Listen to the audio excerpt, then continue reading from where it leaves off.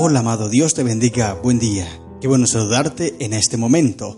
Hoy quiero invitarte a estudiar la palabra del Señor. Nos corresponde leer el capítulo número 6 del libro de Proverbios. Este es un capítulo cargado de varias temáticas interesantes, importantes para nuestra vida.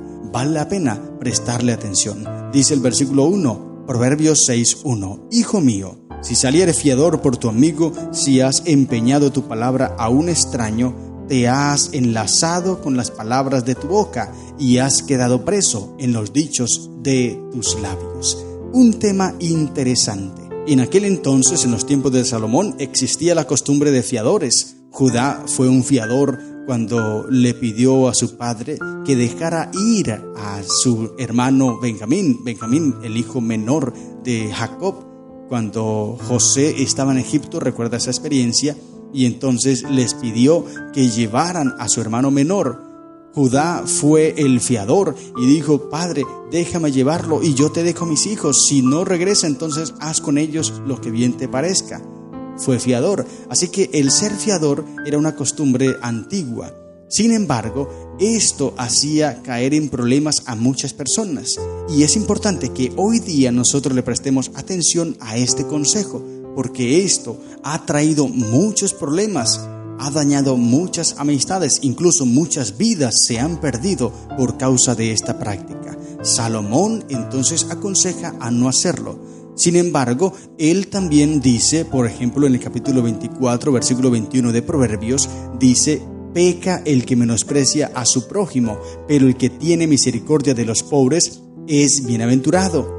Proverbios 17 dice: en todo tiempo ama al amigo y es como un hermano en tiempo de angustia. Proverbios 18:24 dice: el hombre que tiene amigos debe ser amistoso, y amigos hay más unidos que un hermano. Entonces parece que se está contradiciendo, porque aquí está diciendo Salomón: no seas fiador de tu amigo, o sea, no te metas en esos problemas. Pero también aconseja que hay que ayudar al amigo, y si un amigo necesita ayuda en que yo le sea fiador, ¿cómo puedo ayudarlo? Y el comentario bíblico adventista arroja un consejo que me pareció interesante e importantísimo para cómo llegar a unir estas dos ideas. Entonces te lo voy a leer, préstale atención. ¿Cómo poder ayudar a un amigo y al mismo tiempo evitar el ser fiador? ¿Cómo lo puedes hacer?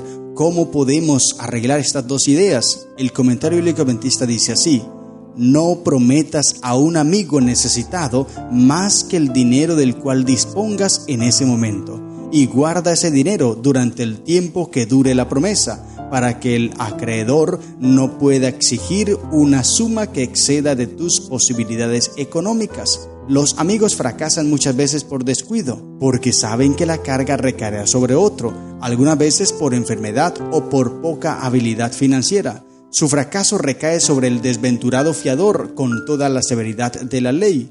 Su casa y su campo, sus muebles y su ropa, su negocio y su dinero, todo puede quedar a merced del acreedor. Entonces es importante prestarle atención a este consejo. No prometas a un amigo necesitado más que el dinero del cual dispongas en ese momento. Es mejor decir que no a decir que sí y después estés en problemas. Pierdas una amistad, pierdas el dinero y estés también en problemas en tu hogar. Tal vez estoy hablando para un casado. Es mejor ser prudente, ayudar siempre y cuando esté a tu alcance. Pero si tú no puedes ayudar, ¿qué puedes hacer? Hay que ser muy cuidadosos en este tema, en este asunto.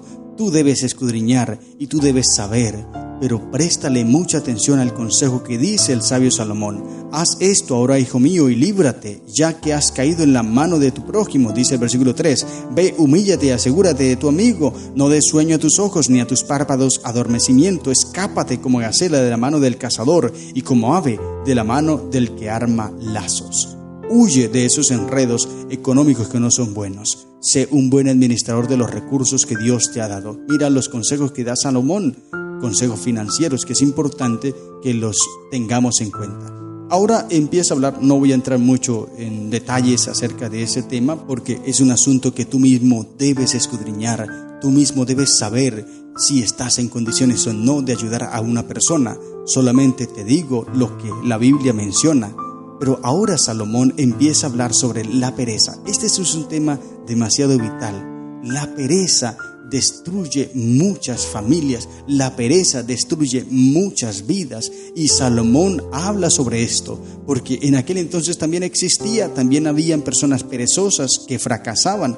Dice el versículo 6, ve a la hormiga, oh perezoso, mira sus caminos y sé sabio.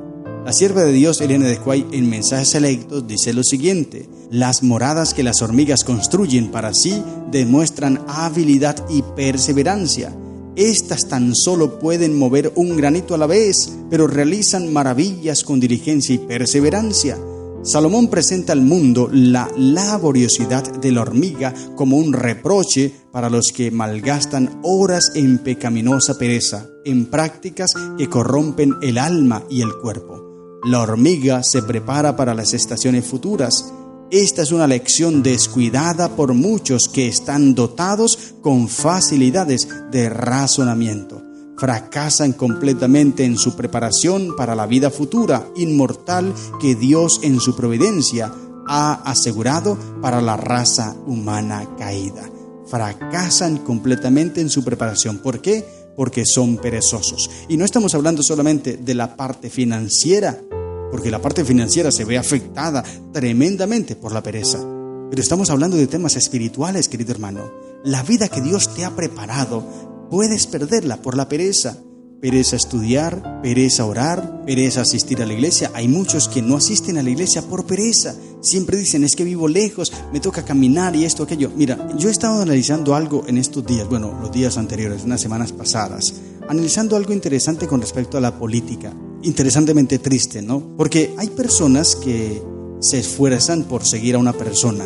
Y estaba mirando porque salíamos con mi esposo en la moto, íbamos hacia cierto lugar, retirado, distante, y yo le decía a mi esposa, mira, estas personas, el sol estaba fuerte en aquel día, pero habían personas que iban caminando, porque un político los había citado en cierto lugar, caminando, y caminan, y no les importa caminar en ese sol fuerte, sin sombrilla, no les da pereza, se sacrifican, se esfuerzan por ir a seguir a una persona, porque tal vez les ha prometido, no sé, algún dinero, pero cuando uno los invita a la iglesia, les da pereza porque viven lejos, me da pereza caminar. Entonces, nótese bien la diferencia. La pereza a la vida cristiana, la pereza a la vida espiritual, ese es el pecado más terrible, porque esto atraerá consecuencias fatales, consecuencias de muerte eterna. Por eso, querido hermano, mira la hormiga, ellas trabajan y se preparan. Pero si tú y yo no nos preparamos, no trabajamos en la vida cristiana, vamos a perdernos, vamos a perder la oportunidad de encontrar salvación en Cristo Jesús. ¿Te das cuenta lo importante que es prestarle atención a las palabras de Dios? Eso es lo que está diciendo el sabio Salomón. Y él lo está diciendo porque él lo experimentó. Como te dije, en los primeros años de su reinado, escribió este libro de Proverbios, y él fue exitoso mientras fue fiel a Dios, pero cuando se apartó, pues obviamente entonces él perdió, porque él aflojó en eso que estaba enseñando. Sin embargo, nosotros tenemos hoy el ejemplo, 1, de cuando Salomón fue próspero, y 2, cuando él fracasó. ¿Y cuál fue la clave del fracaso? Pues desviarse, apartarse del consejo de Dios, apartarse de los mandatos del Señor. Y como te leí en el día anterior en la reflexión del capítulo 5, voy a leerte una vez más ese texto de Profetas y Reyes. La sierva de Dios, Elena de White, dice: fue la amplia difusión de estos principios y el reconocimiento de Dios como aquel a quien pertenece toda alabanza y honor lo que hizo de los comienzos del reinado de Salomón una época de elevación moral tanto como de prosperidad material. Fue el tener en cuenta los principios y el reconocimiento de Dios como aquel a quien pertenece toda alabanza y todo honor. Cuando tú reconoces esto, querido hermano, eres próspero, no solamente en tu vida económica, sino lo más importante, en la vida espiritual, que es lo que realmente vale la pena, porque es lo que nos dará vida eterna. La parte económica se acaba algún día, pero el que tenga a Cristo tiene vida eterna, porque sus palabras, como leímos en el capítulo 4, versículo 22, las palabras de Dios son vida para los que las hallan y medicina a todo el cuerpo. Por eso mira la hormiga cómo trabaja, y trabaja tú de igual manera. Luego el sabio Salomón habla sobre el hombre perverso. Apártate, versículo 2 en adelante. Dice, el hombre malo, el hombre depravado, es el que anda en perversidad de boca, que guiña los ojos, que habla con los pies, que hace las señas con los dedos. Bueno, todas estas cosas malas, depravadas, son terribles ante los ojos de Jehová. Y Él te indica y Él te aconseja, aléjate de esas personas. Y luego, versículo 16 al 19, habla de 6 cosas que Dios desagrada. Lee esos textos. 6 cosas que aborrece Jehová, y aún 7 abomina su alma, dice. Allí menciona 7. Los ojos altivos, esos orgullosos, esos que se creen más que los demás. Eso odia Jehová. La lengua mentirosa, las manos derramadoras de sangre inocente, el corazón que maquina pensamientos inicuos, los pies presurosos para correr el mal, el testigo falso que habla mentiras, el chismoso, ¿no? Y el que siembra discordia entre sus hermanos, chismoso también. Todas esas cosas son terribles ante los ojos de Jehová. Y mira que son cosas que nosotros vemos como insignificantes. Me enteré de un chisme, entonces voy y le cuento y hablo y rajo del hermano aunque él no se dé cuenta. Eso lo aborrece Jehová. Aquí lo está diciendo. Ten cuidado, querido hermano. Ten cuidado, querida hermana. Se dice, ¿no?, que las damas son un poquito más comunicadoras que los hombres, pero los hombres también tienen este defecto, tenemos este defecto. Por eso debemos alejarlo de nosotros, porque esto lo aborrece Jehová. Imagínate, cuando tú estás hablando en contra de un hermano y ese hermano no está presente, entonces estás haciendo algo que aborrece Jehová. Tú puedes ser un miembro de iglesia, tú puedes ser un anciano de iglesia, puedes ser lo que sea, pero estás haciendo aborrecible ante los ojos de Jehová, y yo creo que tú no quieres ser eso. Entonces aleja de tu boca las palabras mentirosas y aleja de tu boca la discordia, la crítica, las murmuraciones, aléjalas de tu boca para que Dios pueda bendecirte y estar a tu lado.